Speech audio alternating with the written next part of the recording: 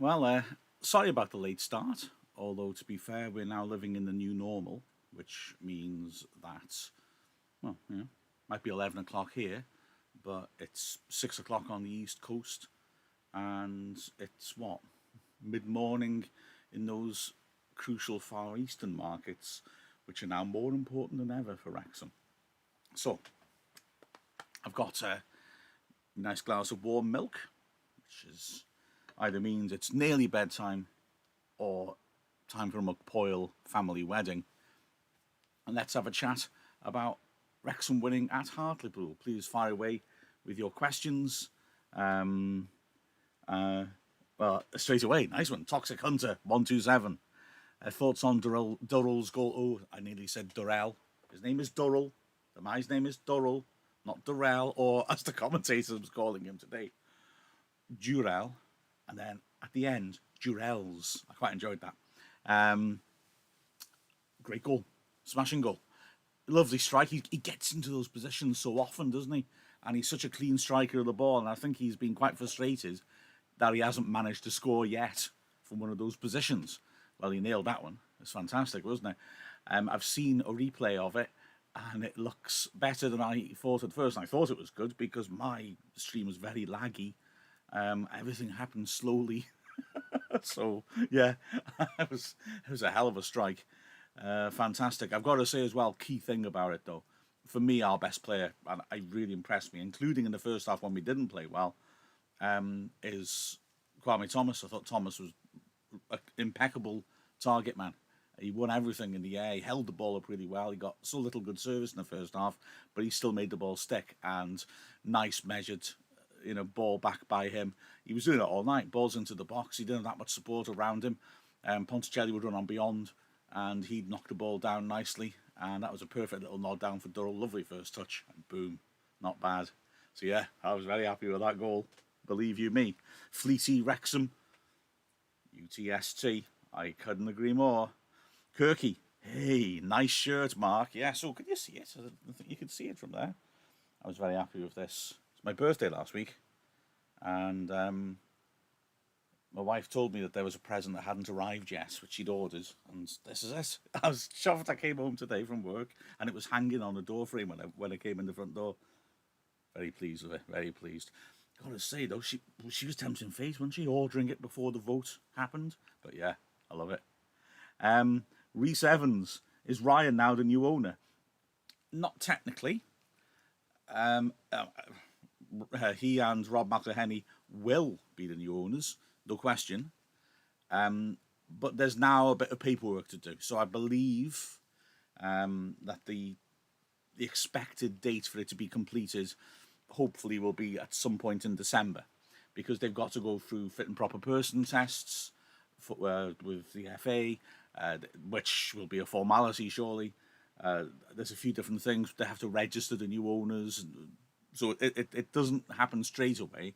But what tends to happen, I think, in these interim periods, basically, is that the trust wouldn't be looking to make any major decisions, and if anything came up that they thought was major, they would be consulting the new owners first. So it will happen, but officially it's liable to be next month. On Friday I'll be able to give you a definite, accurate figure on that, because I do Dragon Heart on Callan FM, and we put it out as a podcast afterwards. And I'm pleased to say, because Callan are very good, very flexible, they've said, because it's such a big deal, would we like to do a 2-hour show instead of a 1-hour show on Friday, which we're going to do. And so because of that, one of my guests is Spencer Harris. So I will be asking him, what's the procedure from now on. But yeah, they're kind of, I guess the current owners, the trust now, are sort of caretaker owners until the final paperwork's all done. But it's all going through. So yes, Reese, it's definitely going through, and it will happen. Wow, I'm just going to have a bit of my milk now. Oh, it's like tune in live on YouTube to watch an old man drinking milk. Fantastic. It's like in the Simpsons episode, isn't it? If I wanted to watch a man peel an orange, I would have gone to the peeling an orange class. Well, that was nice and obscure. Right, okay, chaps. Toxic Hunter 127, what are your thoughts on Ryan and Rob becoming new owners of Wrexham? Oh my gosh.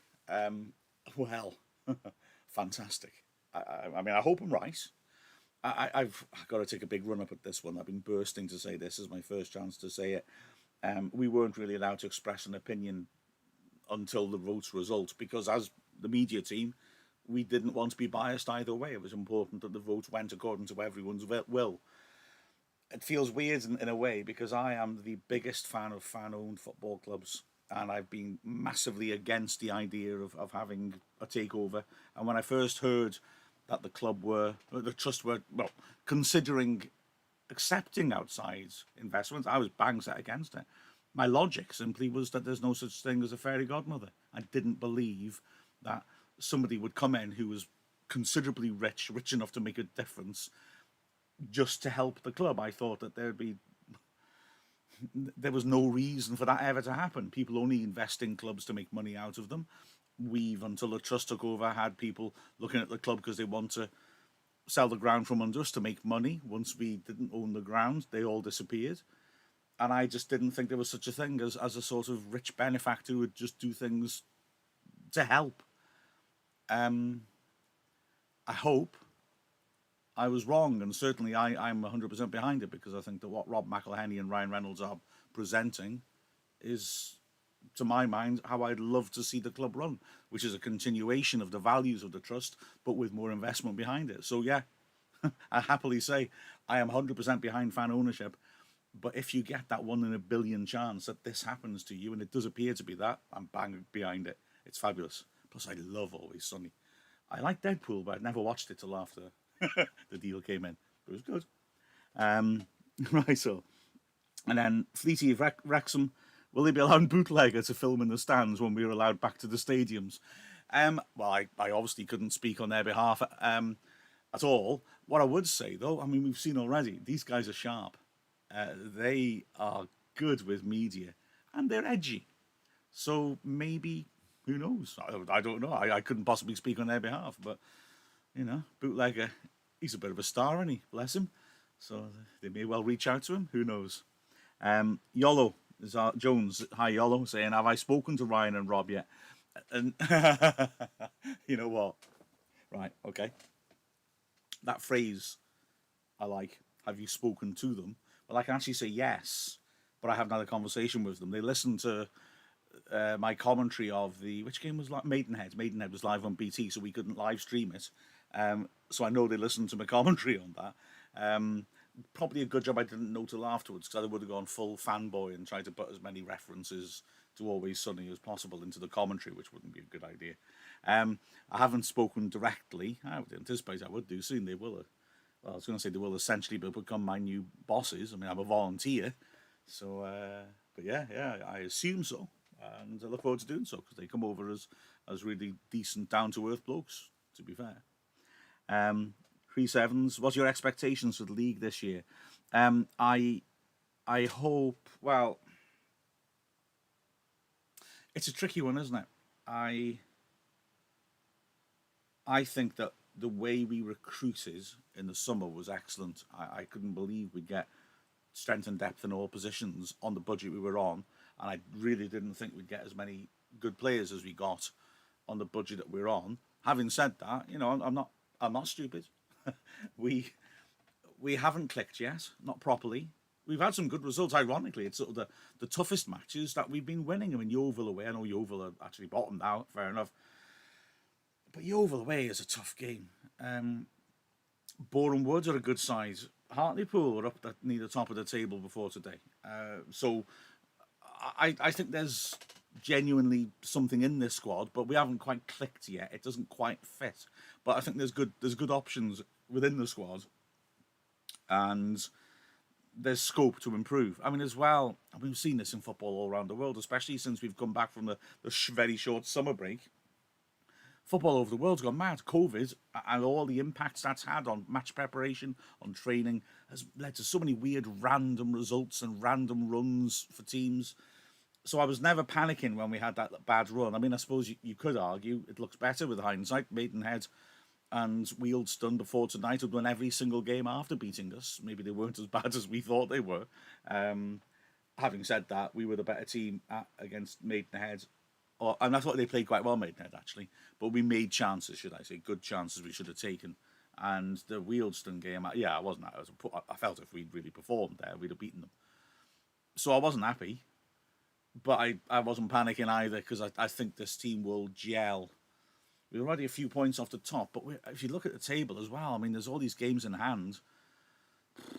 We're what is it, 3 points off the playoffs? We've got 2 games in hand on some teams, including, I think, Torquay.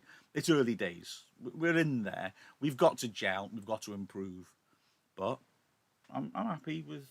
I'm fairly happy, and it may well be we can bring in a couple of decent players in January. I don't see this as a sort of we're going to splash out and buy Messi deal. Why would we? He'd be free in the summer. But I think it's a slow building job, and this squad's got something to build on. I don't think there's much to add to turn this side into a proper contenders. At the start of the season, before it began, I felt this looked like a squad that could challenge for the title. It hasn't clicked yet, but I still think it's a good squad. Let's see.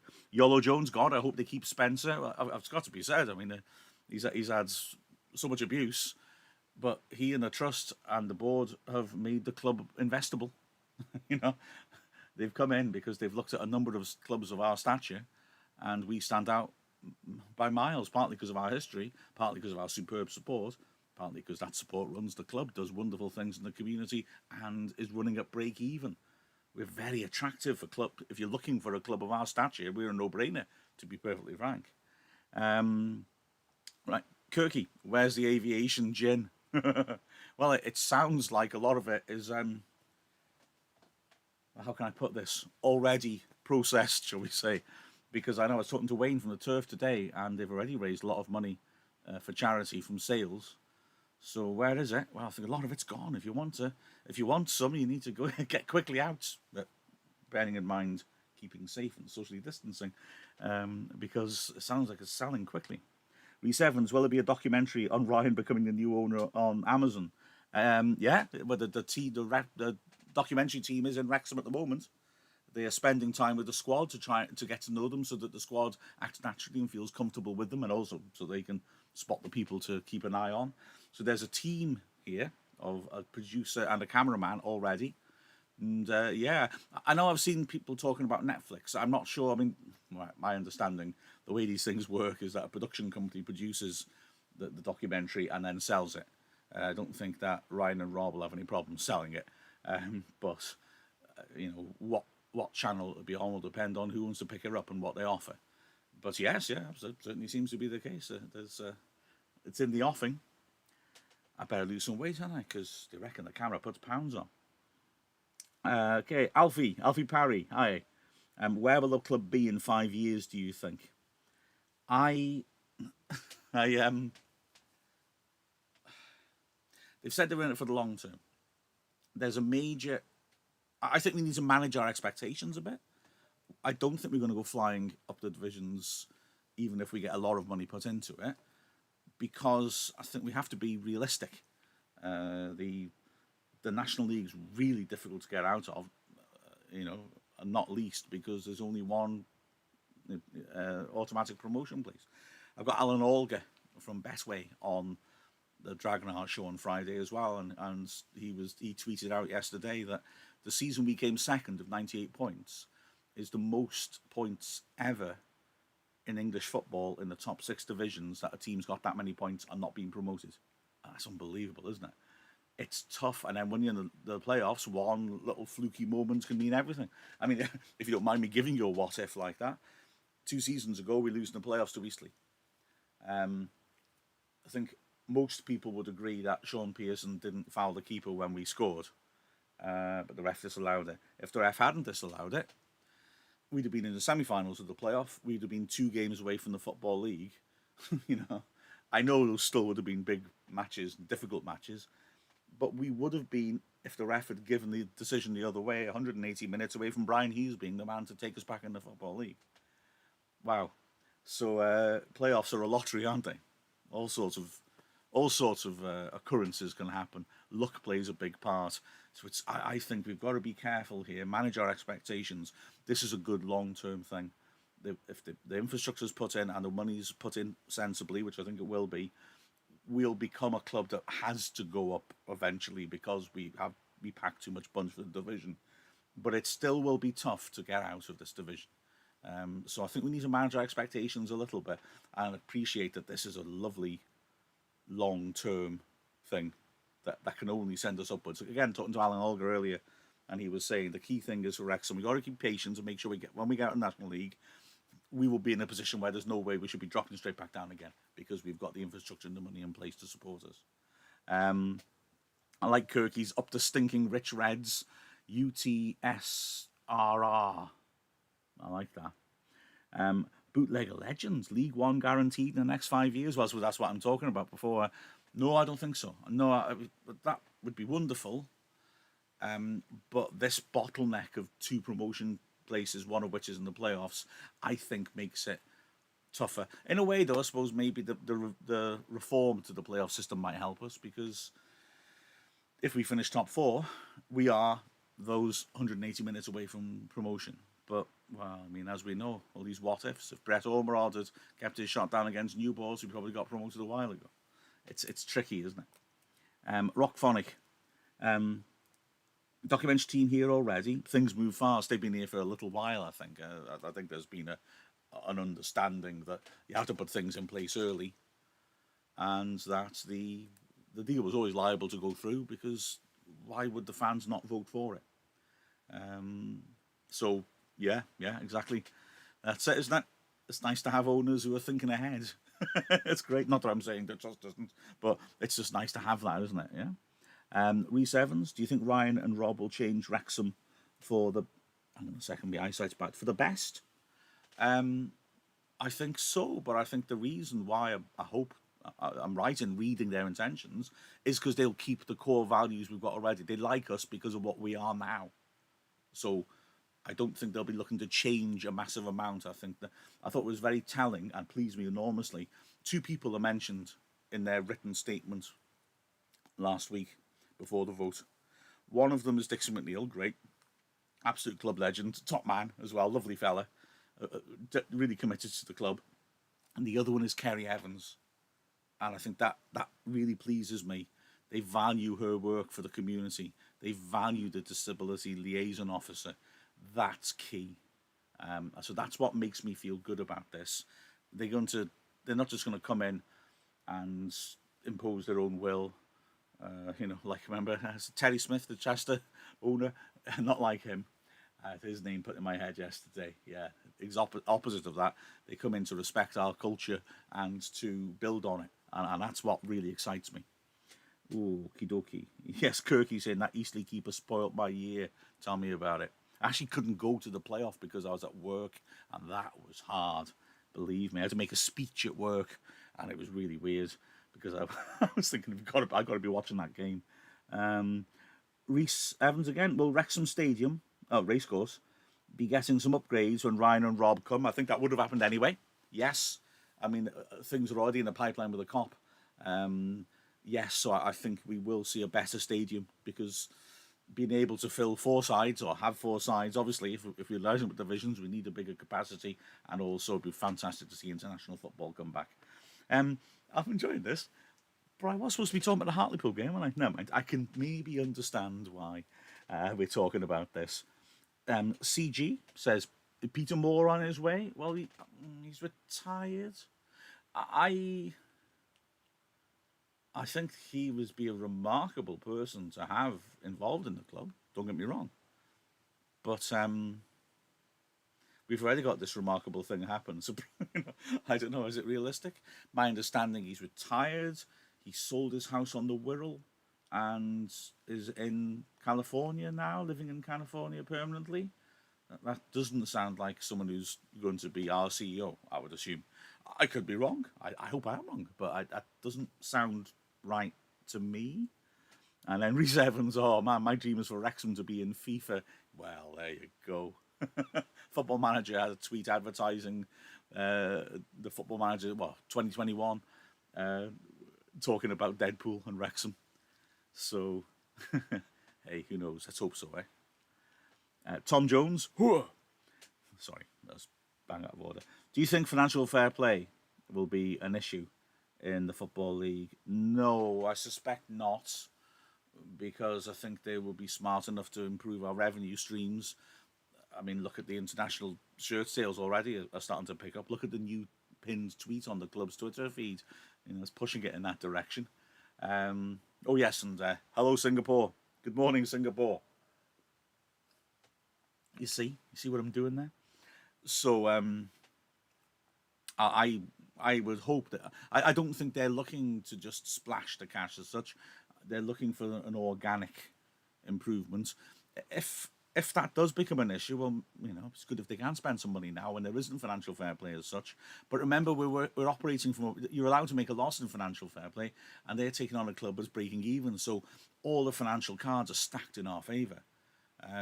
So no, I think firstly they'll be very sensible and professional about it, and secondly, I think they'll want to grow it organically, and we should have our revenue streams increasing massively. I mean, I do know, I can say this. I think that you guys paying for the streaming and the fact that the club has got the streaming up and running quickly um, is really making a big difference for us. And as I understand it, is going financially a lot better for us than the other National League teams.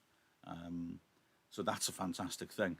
Now they can only add to that, can't they? Really, having owners like that can only add to that sort of thing. Maybe come up with other innovative ways to bring money in. So I think we'll be okay with that. Bootlegger legend again. Do you think we'd eventually move ground, or would you like to move ground? Oh gosh. Well, remember, there's a protection that in the deal they can't move the ground. I can't remember the distance. Is it more than 2 miles away from where it is now?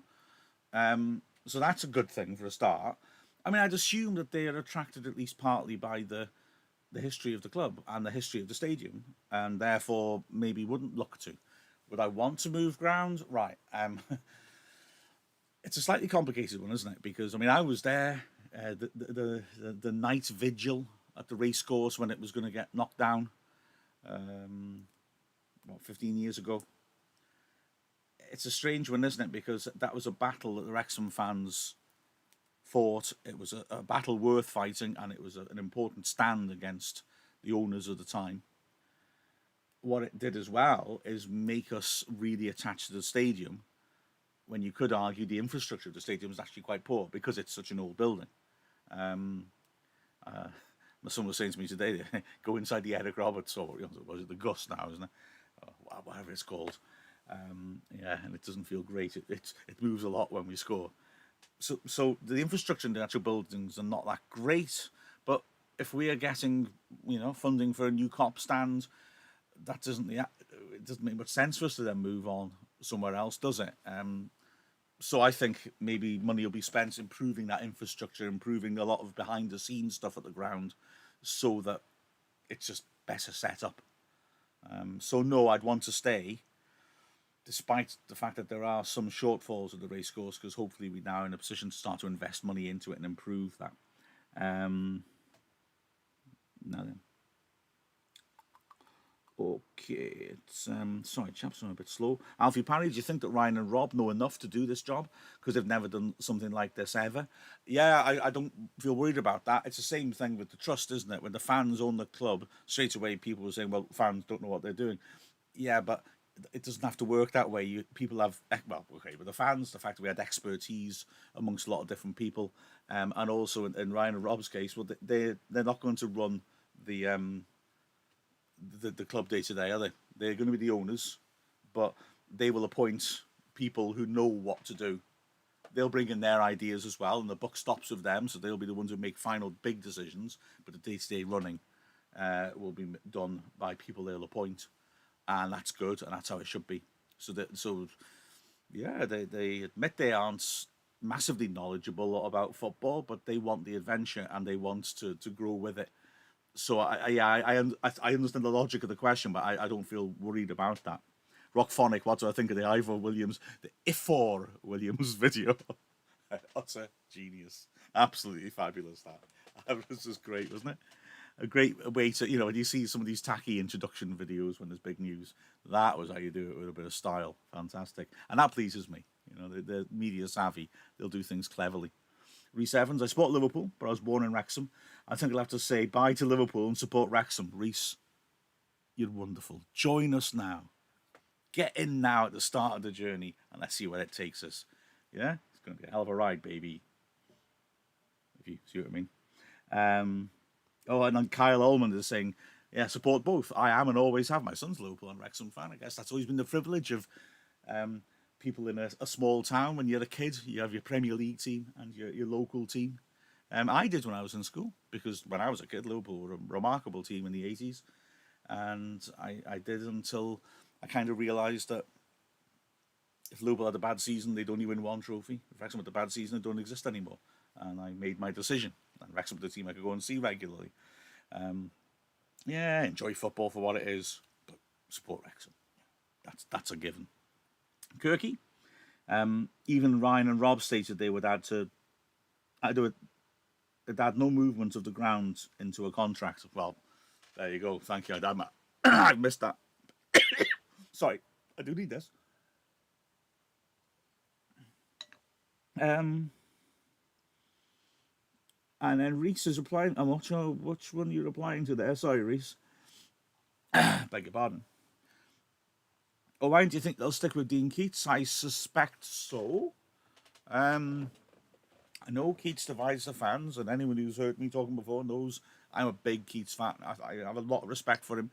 I've had a lot to do with him as well, especially in his first spell. He's really professional. He's forward-thinking. He's demanding of his players. I like his attitude, and I like how he looks at things. So I'm a fan of his. If they are coming in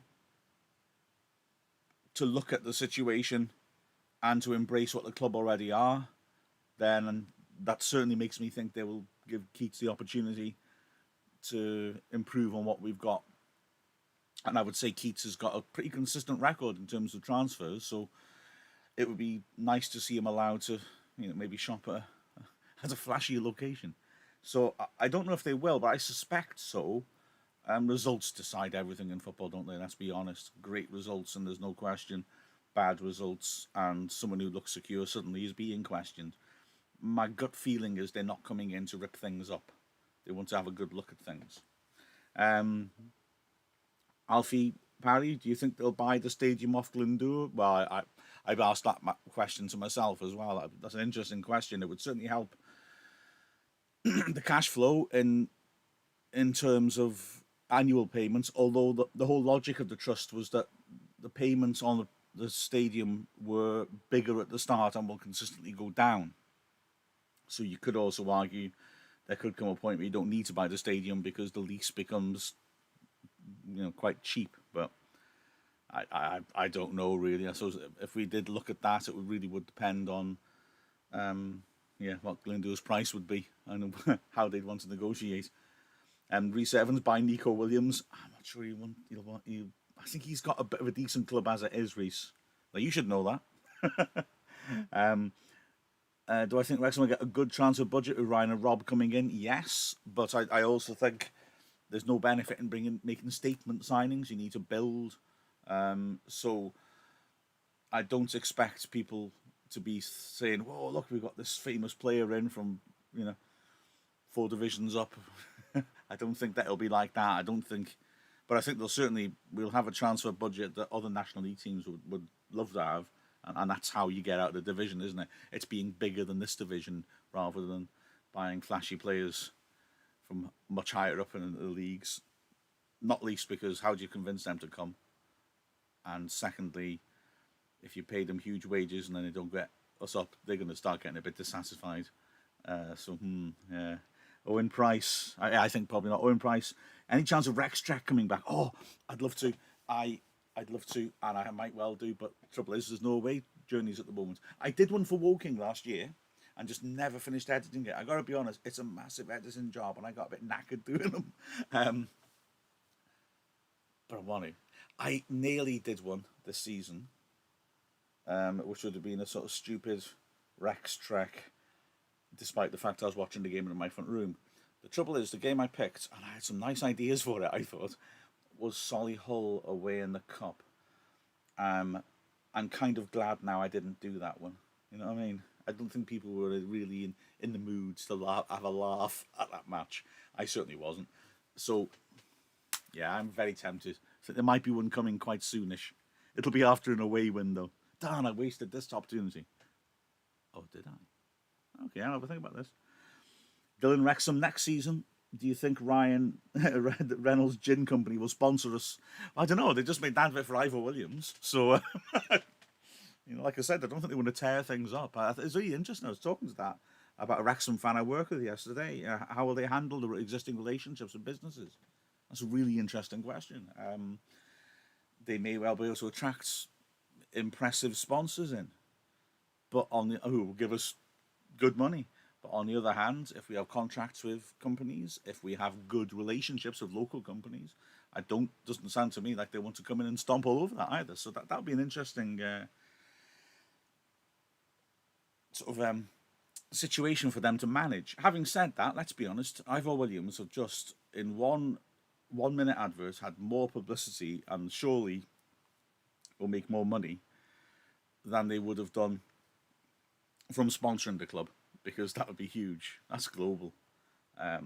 So it might be they can bring in new sponsors but offer those sorts of deals to older sponsors if they take a less prominent position, perhaps. I don't know. Bootlegger legends. Oh, hang on a second, I missed one there. Rockphonic, when's your video chat with Ryan and Rob happening? Oh, don't worry, I want to do that. I'll be asking some questions about when I can actually have an opportunity to do it. That'd be fun. I go full fanboy. That's a worrying thing. Bootlegger legends. Imagine Wrexham in Football Manager, 50 billion in the bank. My lad just says that he's got the beta version, but he doesn't want to just start playing as Wrexham just yet because he wants to wait until the cash comes in. Oh, Reese, that's very kind. Yeah, I love doing the work anyway. That's very nice of you, mate. I tell you. Dylan Wrexham, beg your pardon, mate. When fans are allowed back into the stadium and don't have the social distance, what do you think average attendances will be? Well, I'm chuffed that they're talking about sort of spreading the net and making this appeal more broadly. I think it'll be something we'll build up. I assume that initially they'll probably want to be there for the first game with proper fans unsocially distanced, and it'll be crazy. Surely that's going to be packed out, That's a great question. It depends on so many factors. I mean, we get 5,000 easily for a fairly big game. We get 9,000 comfortably for big games. So I thought initially, as long as we're not doing horribly in the league, we would be selling the racecourse out, I'd imagine. Is that 9,000? You know that the capacity depends on how many portaloos we've got. You realise that? There's a rule about how many people you're allowed in the ground according to how many toilets you've got. And we haven't got enough toilets. Isn't the infrastructure issue at the racecourse? So we have to bring in a certain number of portaloos to allow extra fans in, bizarrely. Also, there's an issue sometimes about how many seats you have to cordon off. So, but yeah, I mean, you'd like to think that 5,000 figure we get when we're doing well could become a permanent thing, whether we're doing well or not, and that would make a big difference as well to the revenue coming into the club, wouldn't it? Crazy Benno. I want to be in the Football League. Come on, Ryan. hope you have success. Yeah, absolutely. Yeah. Don't forget Rob. Alfie Parry, do you think Chester fans would be jealous? I think your emoji says it all. I'm sure that they would be jealous, but I'm not sure if they've heard about it yet, as they don't yet have electricity in Blacon. Kirky. Macron have been good to us, but it'd be nice to see either Nike or Adidas, etc. I was thinking the same thing again. Macron have been brilliant. It's funny, isn't it? When they were opening doors for us to go to Portugal, and we think, oh, this is brilliant. This hasn't happened to us. And now we're sort of thinking, and now the sky feels like the limit, doesn't it, at the moment? Yeah, I think that's another one where it's a healthy relationship we've got with them. And like I said, I'm encouraged by the way that they've portrayed themselves, and frankly, because I'm a big fan of Always Sunny, the way Rob McElhenney has over the years come across as a really decent, right-minded sort of bloke, that whatever happens in terms of the kit, it'll be handled well.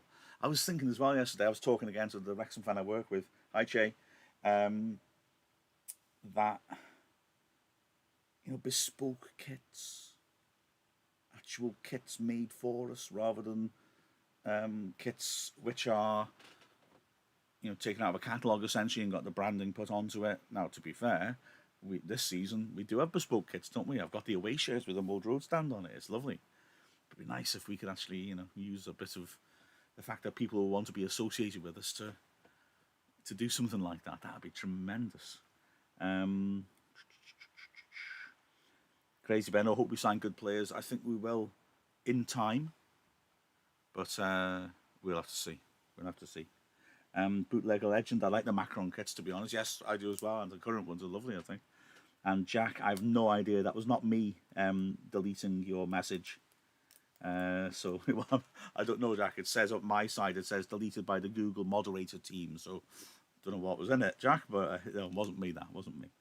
Crazy Benno. I used to play for Wrexham DSA team. Oh, cool, excellent, nice one. They I was not anymore. No, I was going to do a photo feature on them, and I didn't get the chance in the end a couple of years ago. Oh, gutted. I should do that again. Excellent. No one's asked anything about Hartlepool. I thought we did well. Well, eventually. Good second half, poor first half. You know what? I better go because it's 10 to midnight. Unless it's Scarpa. All right, Jack. Is there a contract with Macron? Oh, no wonder they banned you. You rebel. Don't know. Honestly, don't know. No, yeah, don't know. I can't imagine they're going to come in and rip contracts up, or if they do, they'll do it on an amicable sort of basis where it's mutual and there's benefit to both sides. I'd imagine. Yeah, yeah. And why the heck that got stopped? I really don't know. Very strange. Oh, Crazy Ben coming back from leg injury. Nice one. Yeah. Let us know when you're actually playing. Oh, Ryan Kirky, you do the DSA photography. Excellent. Well, I'd like, when there's fixtures getting sorted, we'll have to go for that. I'd like to do that. I've always wanted to do a bit more like that. And, yeah, I'd like to do features on community stuff around the club and different things like that. So, Kirky, get in touch. I'd like that very much, actually. Alfie, yeah, I forgot about Hartlepool as well. Fantastic goal. Yeah, there was a question at the start about the goal, wasn't there? So, yeah, I thought we were poor first half, frankly. Good job, Leamington made some good saves, one of which I don't know if it was buffering for everyone or just me, but I didn't get to see. I could just hear the commentator describing it. But he did well in the first half. I thought the only outfield player who really looked full on first half was Thomas. I said at the start of this was excellent, I thought. And then second half we improved massively. I thought the distances were much better. We pressed much better, and we looked a better team than them. Scored the goal.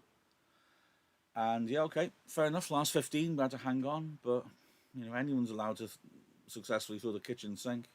But we defended pretty well. It felt nervous at the time, didn't it?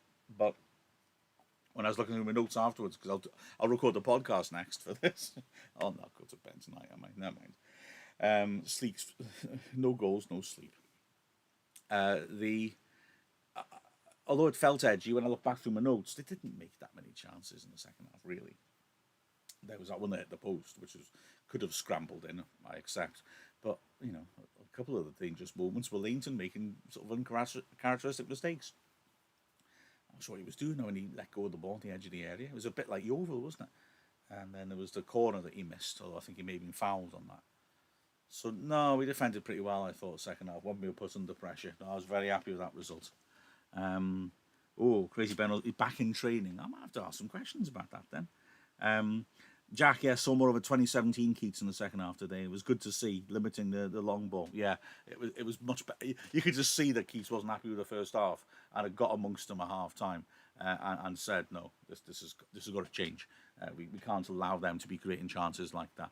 And yeah, it looked tighter. And just apart from that flappy one in the scramble, we looked better on corners, didn't we? Which is pleasing. When will the highlights be out, Tom? Right, now, the highlights are not allowed to come out till 10 o'clock tomorrow night. I have an extra problem in editing the highlights, which is that, right, it seems daft, I know, but I have to wait for the away team to upload the highlights, the full game rather. Sometimes they'll do it like 7 o'clock tomorrow, so that's a problem. However, I've got a sneaky. Oh, I'm not sure if I should admit this. I have a sneaky workaround. I screen capture the stream, so I've got a low quality version. Edit that, but keep it all in time. So when the real footage comes in, I can just slap it on, make the cuts at the same point, and then it's a lot quicker to edit because I've sort of done all the hard work already. But don't tell me when I do that. And I get rid of the dodgy screen capture then. So I hope it will be 10 tomorrow, but I can't make promises because it does depend. You know, they might not post it till 9 tomorrow night or something. You know, so it is out of my hands, I'm afraid. But I'll do my best. It's by the way, midweek games 10 o'clock the next day, and Saturday games can come on midnight Monday morning. It's something the club has been furious about ever since they brought it in, because basically we were told, and this was Keats's first season, full season, the solid team we were referring to earlier. We were told we could just put them up straight away. We make a fair bit of money from our YouTube channel. And then all of a sudden, 2 days before the season started, the National League said, "Oh no, we've done this deal." You know, those chopped up short video highlights they put on the website because they wanted to maximise views for that and views on their website. And they said there's an embargo of 2 days. So we were furious because imagine the money we'd make for the club if I often have the highlights done by about 10 o'clock Saturday night. Certainly, usually about 1 o'clock Sunday morning. But if I could put them up straight away, we'd make a lot more money for the club. So we were all furious about that. All right, sorry. Dylan Wrexham needs new strikers, couple more midfielders. I think possibly. I want to see Ponticelli getting fit though. I think Ponticelli's got the potential to be that goal scorer. Thomas is not going to score that many goals, but he's a good target man, I think. And having Ponticelli working off him might work, and might also relieve the question of midfielders. So let's have a look at that. I think, midfielders make me wonder a bit. Yeah. Jordan Thomas, though, I think I like Jordan Thomas, well, in a few positions, to be fair. That's one of them. Do you think, Alfie, do you think some old players will come back, like Morel, Dunn, and... well, I can't say that about poor old Maguire, Drew. He had bad teeth, after all. I mean, in terms of pain, not the look of them. Well... Who knows? Who knows? I don't want to look at old names. I want to look at new, well-scouted names, if you like. But I mean, Andy Morel is a great bloke, absolutely. I mean, but he'd want to be. He's a manager now, so he would only want to come back as a manager, which So I don't know about that really, to be honest. Yes, says great win. Hopefully the first of many under Reynolds and McElhenney. Absolutely right. Yeah. Jack, hopefully Keats continues to make the changes when needed. Like the tactics appear to change at half time. Usually what he's criticised for is doing nothing. Yeah, I agree. I think the criticism is often unfair on Keats. I think he does make alterations quite consistently. I mean, for example, there have been a lot of games this season where we've changed formation in the middle of the game. But I don't know. I think if you're... I think that's the way society is now. If you're against someone, you're just against them. You just see what you want to see, and I think that's true maybe of human nature in general, to be honest. But it was a bit weird when he didn't make substitutions when things were going badly, because sometimes you just need to shake it up. So I can see that. Although we had quite a lot of injuries when those matches happened, and maybe I understand his caution of thinking, well, I don't have the right types of play to alter things. So, but I thought he got things right, and certainly that we were much better in the second half. It wasn't a change of shape as such, it was a change of attitude, wasn't it? It was a get closer to your man, stop allowing them time in the middle of the pitch, get at them, force them backwards, and it worked really well, didn't it? Alfie, I'm sneaky, I know. And I am indeed living in 2030. Of course, I always have been. Oh God, when it's 2035, I'm going to look so out of date. Crazy Ben. We have to sort this out. I'd like to do a piece on the DSA team. Felicia Wrexham Messi contract ending soon, maybe rounds as a connection to him. Well, ending in the summer, isn't it? We can negotiate with him from January the 1st. I have rudimentary Spanish, if that's any help, Ryan. Bootlegger legend. I'd like to get Quigley back from Barrow. How are his hamstrings? I know he scored a lot of goals last year, to be fair. Yeah, yeah. And he was a good striker. But even when he was at Barrow, he was struggling a bit with playing week in, week out. So, but he is good. And Tom Jones, do you think it's good to have fewer players but better quality or more squad depth? I am inclined. Okay, it's a balance, isn't it? My inclination is fewer players and good quality, but I think the sort of size of squad we've got now is perfect. We've got an option in each position, and I really like that. As we saw tonight, where I think Hall Johnson has done really well for us, but Horsfield is more of a fullback. He's more defensive, and I think he suited this game. I think he didn't start that well, but once he settled into it, maybe he's barely played any football, and he's had a very serious injury. Once he settled into it, you could see the quality of Horsfield again. Um, I would like Tom to draw a parallel with another club that got money suddenly when Chelsea had Abramovich come in. When Mourinho took the job the first time with Abramovich, he was very clear in saying, well, actually, what I've just said, he doesn't want a huge squad.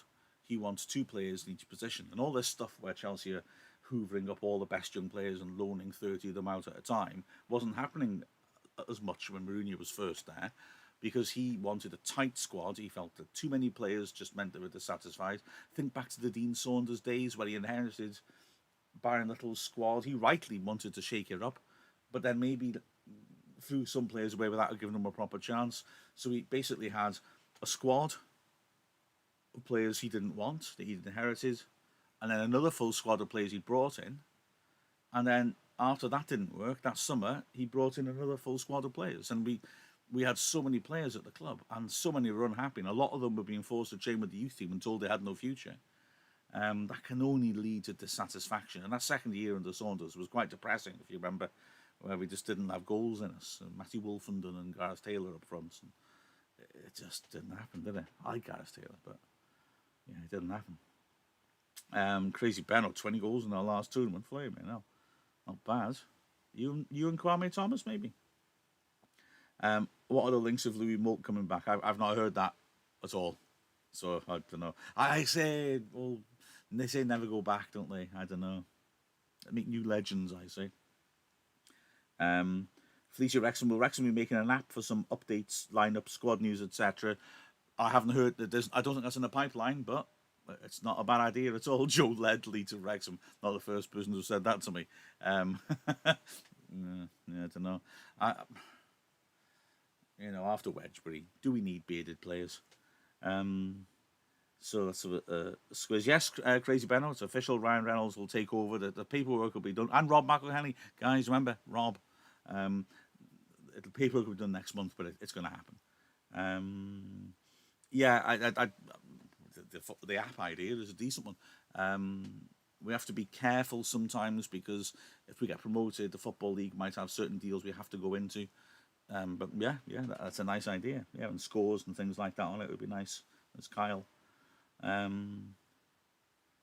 Although, yeah, that's true actually. Dylan saying about accuracy.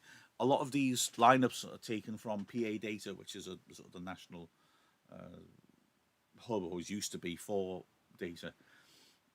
They've had cuts. It used to be they'd have a person at every game with a phone line open, giving them updates constantly, and that all the things you see on different websites saying, this team have got a corner, all that, and on the betting websites, that's all come from that. They've got massive cuts, and they do not have that anymore at our level, which means that you must need to be extremely cautious. Have a look, right? Just to give you an evidence of this, have a look down there at the top scorers, because I took that from the BBC website. I've trimmed it off because the rest of it is all sorts of stats about how many shots on goal and things like that. Where have they got that from? Absolutely unreliable figures, I promise you.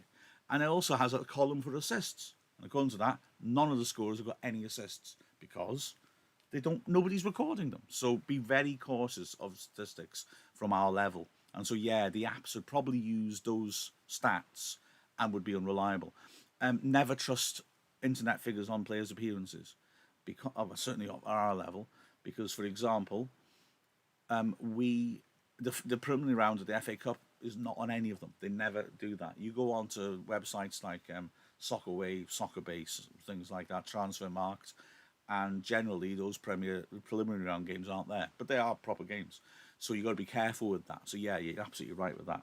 Um, yes, United live. Yeah, it's a smaller squad. Yeah, builds a better connection between the team. I agree with that. Yeah, yeah.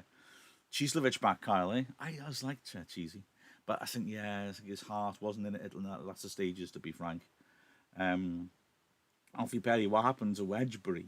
He was actually decent for us. Well, it was sad for that. I mean, it was a shame because I remember He always used to really impress me as a person who was very motivated, and he used to talk about his working class roots, like Rob McElhenney has, and how that attracted him to Wrexham as a town. And yet, it was a bit of a shame how he left us. I don't think it was. Didn't feel right how he left us, to be honest, and how he handled it, how he treated us, to be frank. I don't want to get any more detail than that, really. Um, but he went to Chesterfield, of course, but he then got a very serious injury, and yeah, that's he did come back to play again. He played against us, but yeah, I don't think he was quite the same player. So that's a shame for him. And Fleety Wrexham could do something like doing Sky Bet, where it updates you who's attacking or defending. Yeah, I think that would depend on, like you're saying about having a staff member. We would have to have that. I mean, we're all volunteers at the moment. I assume there'll be extra levels brought in. Yeah, I suppose they'll have to decide their priorities for what they want the media team to do. And I can't, yeah, yes, Kyle's right. Wrexham's Twitter's always updating on games. Yeah, absolutely. We could use things like that. Yeah, absolutely right. I need to get some kip. I'm in work tomorrow. I'll have to go. It's been lovely speaking to you. I really love doing these. It's fantastic.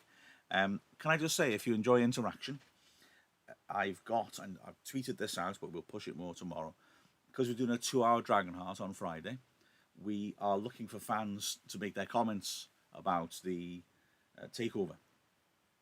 So if you want to do that, leave a voice message on Skype at WrexhamFan1. I see the details are in a Twitter. On a tweet, and I'll push it more tomorrow. So and we're thinking, say your name first, and then 30 odd seconds, because then we can hear your opinion, or if you've got any questions as well, and then we'll use those in the show on Friday. So if you fancy, appearing on Dragonheart, the finest radio show of all, then please do that. Skype message, 30 seconds, say your name first, or where you're from as well, if you want to, and then either comment on the takeover or a question about it. We'll try and use as many as we possibly can. Right, I need to run in a second. Yes, Alfie. Well, actually, Alfie, I mean, I was planning to do this for about 20 minutes and then do a 20-minute podcast. I think I'm going to go to bed now, so the podcast I'll have to wait till tomorrow. So, yeah, I think that's what that's what I'm going to have to do. Guys, I need to run. It's been a pleasure, as always. So remember, it's always sunny in Wrexham. And, of course, those all-important Far Eastern markets, which now, of course, are more important to Wrexham AFC than ever. Good night.